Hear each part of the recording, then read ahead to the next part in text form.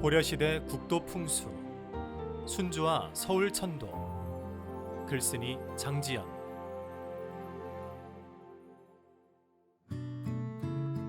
풍수란 무엇인가?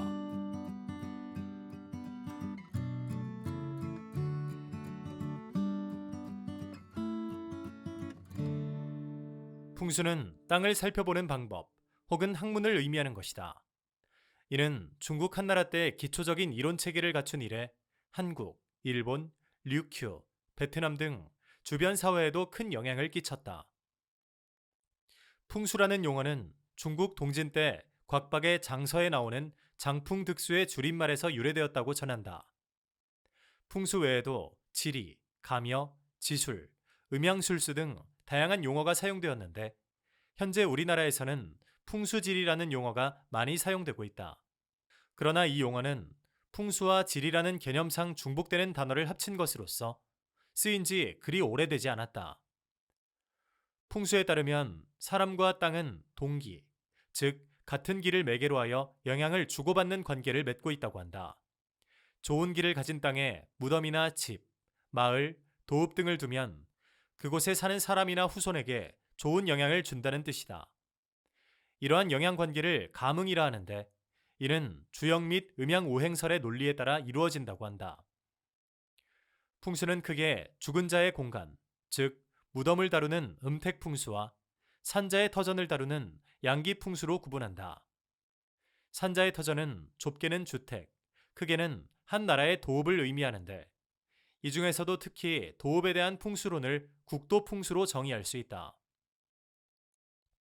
이는 도읍을 선정하고 이를 운영하는 것에 대한 풍수론을 의미한다. 국도풍수는 특히 고려시대에 많이 활용되었다. 고려시대에는 수도였던 개경의 지덕이 쇠할 때도 있고 왕성해질 때도 있으므로 국왕이 여러 경이나 궁궐을 건설하여 돌아가며 머물러야 한다는 논의가 활발했다.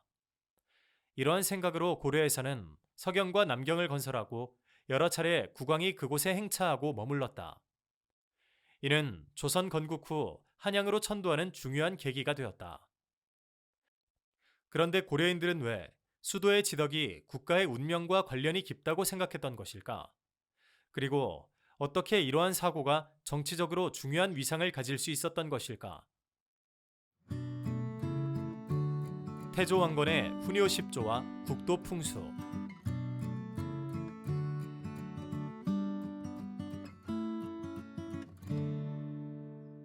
우리나라에서 풍수설이 전국적으로 유행하기 시작한 것은 신라 말이었다.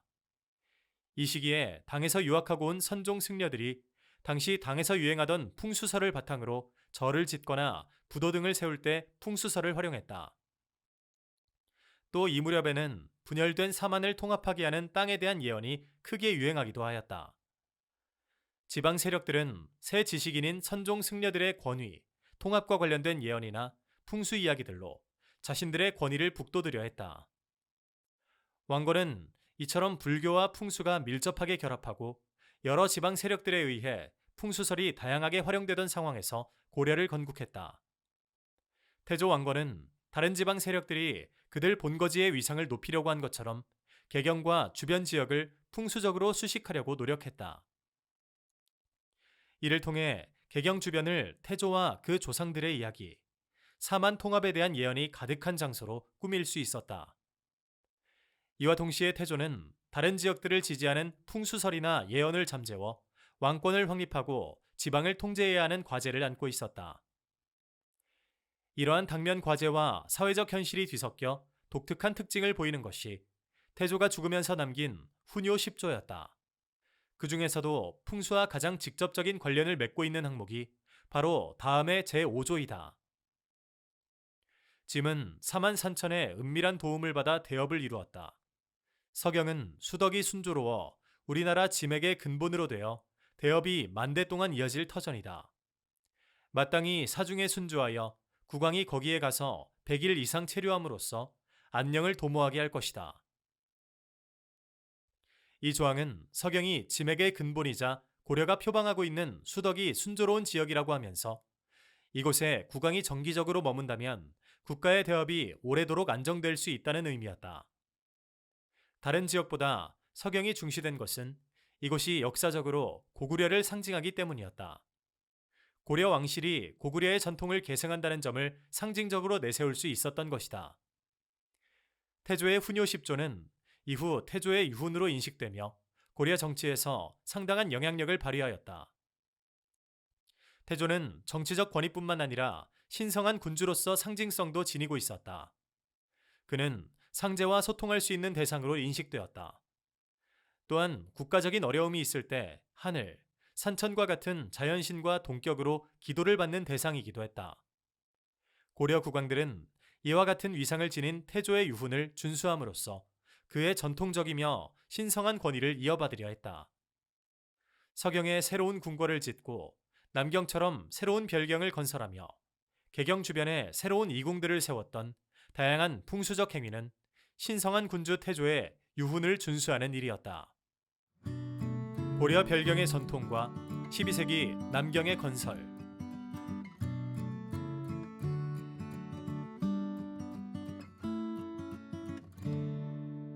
훈요 10조에서 언급한 것처럼 고려 초기부터 중시된 곳은 서경이었다. 서경에는 태조 때부터 성을 쌓고 학교와 사찰을 건설하며 백성들을 이주시키면서 개경과 함께 양경이라 칭했다. 정종의 경우에는 아예 서경으로 천도하려 했다고 전해질 정도였다.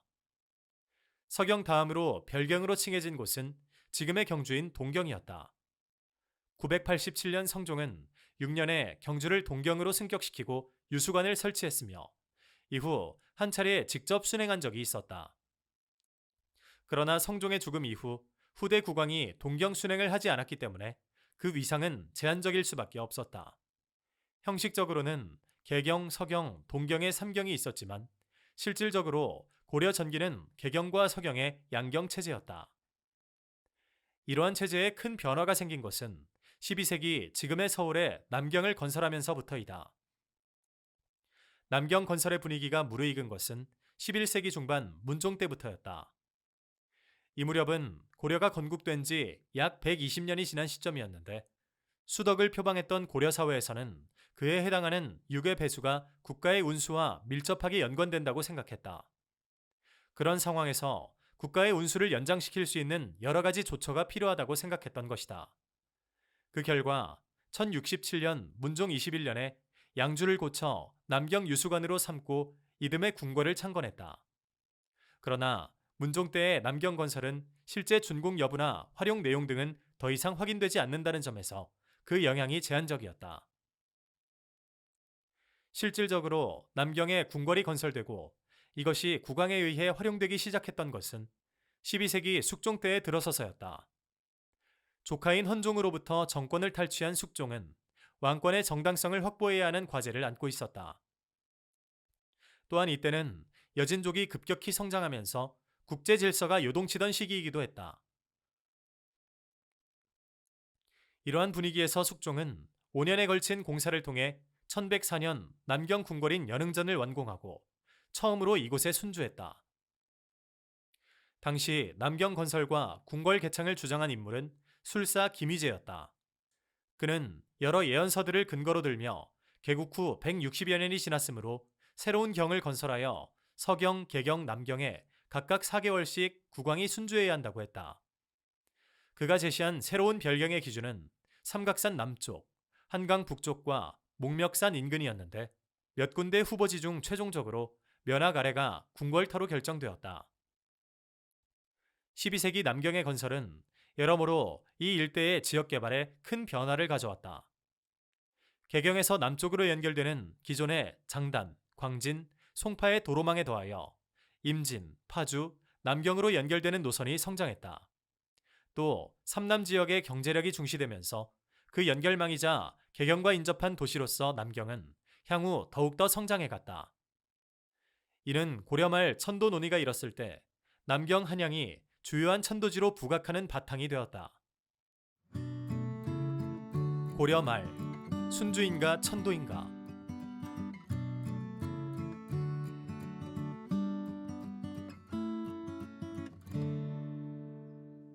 몽골과 항쟁하던 시기 지금의 강화도인 강도로 도읍을 옮긴 고려 정부는 몽골과 강화를 맺고 개경으로 돌아왔다. 이후 원황실과 고려 왕실이 혼인 관계를 맺고 원의 정치적 영향력 아래에 있는 동안 고려에서는 천도를 시도할 수 없었다. 원에서 천도를 자신들에 대한 적대 행위로 인식했기 때문이었다. 원 간섭기 동안 수면 아래 잠복해 있던 천도 논의는 1356년 공민왕의 반원 정책 이후 비로소 다시 등장하기 시작했다. 원의 연호를 정지하고 이에 대한 교서를 반포한 지 바로 이틀 후에 남경의 땅을 살펴보게 한 것이다. 그러나 공민왕 때에 실제로 국왕이 순주할 별경으로 새롭게 건설된 것은 장단 백악신경이었다. 1360년 공민왕은 이곳에 건설된 새로운 궁궐에 행차했을 때 태조와 도선의 풍수에 따라 이곳에 왔음을 천명하였다. 공민왕 때 후반부터 우왕 때에는 국방상의 문제로 천도 논의가 부상하였다. 왜구들이 연안 지역뿐만 아니라 수도인 개경 인근까지 위협하고 있었으며 명과 관계도 원만하지 않았다. 그러한 상황에서 개경보다 내륙 지역으로 천도하자는 논의가 일기도 했다. 여러 장소들이 논의가 되기는 하였으나 실제로 국왕의 이어로 이어진 것은 1382년 우왕 8년의 한양 순주였다. 우왕 때 이후로 천도지로는 한양만 부각되어 1390년인 공양왕 2년에도 한 차례 한양으로 순주한 바가 있었다. 이 시기의 한양 순주는 공민왕과 태조의 권위에 근거하여 왕권을 강화하려는 시도였다. 한편 이 시기 논의는 고려 전기의 논의와는 차이가 있었다. 흔히 도읍을 옮긴다는 뜻으로 천도라는 용어를 혼용하기도 하지만 고려 전기 국왕의 별경 행차는 몇 개월 정도 머물렀다 개경으로 돌아오는 순주에 해당했다. 우왕 때와 공양왕 때의 한양 행차도 9월부터 이듬해 2월까지 머물렀다가 개경에 돌아온 순주였다. 이처럼 잠시 국왕이 머물렀다 돌아오는 것이어서 순주를 하는 데에는 도읍으로서의 조건이나 조언과 같은 것들이 고려될 필요가 없었다. 그러나 이 시기에는 순주가 천도로 이해되기도 하면서 실제로 도읍을 옮기는 데 필요한 조건들이 논의되기도 했다. 이처럼 단순한 순주의 차원이 아니라 도읍을 옮기는 것에 대한 논의가 이루어졌던 것, 그리고 그 과정에서 한양이 중시되었던 것 등은 조선 초 천도 논의가 일어나고 한양이 떠오르는 중요한 계기가 되었다.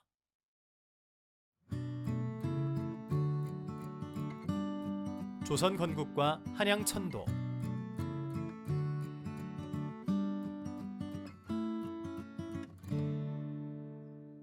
조선 건국 후 약 2년 만인 1394년 한양으로 수도를 옮겼다.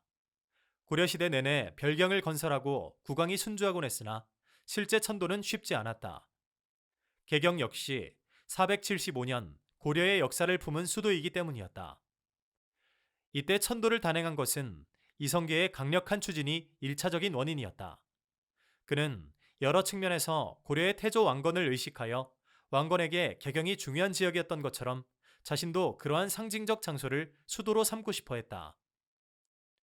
풍수에 대해 잘 모른다고 거절하는 자초, 즉 무학대사를 굳이 천도지 선정 답사 때 대동한다거나 자신의 이궁을 건설하면서 고려 태조의 행위를 염두에 둔 것이라고 했던 사실 등이 이성계의 그러한 생각을 잘 보여주는 행위였다.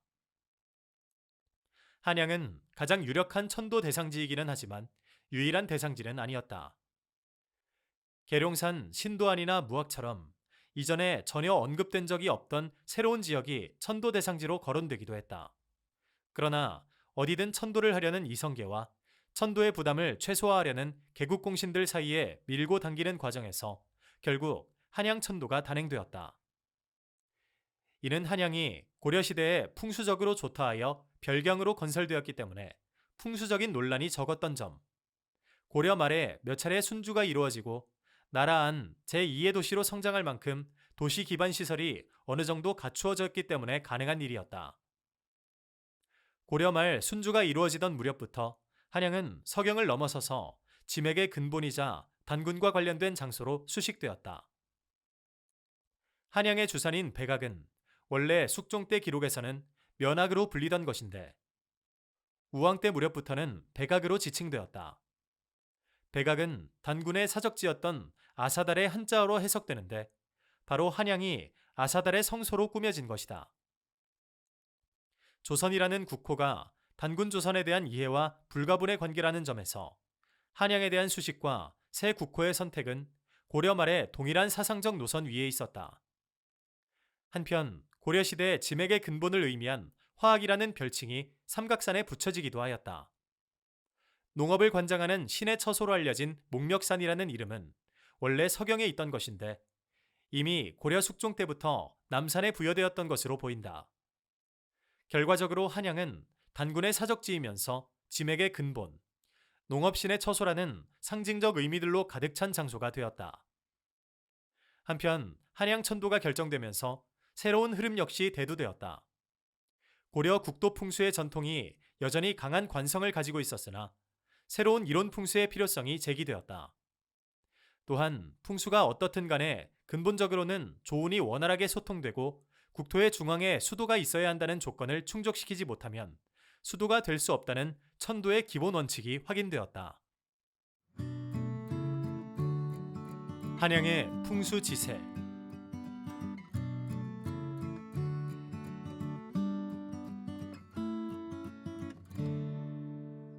한양은 고려말 조선 초 이미 200년 이상의 역사를 가진 고려의 별경으로 유력한 천도 대상지였다.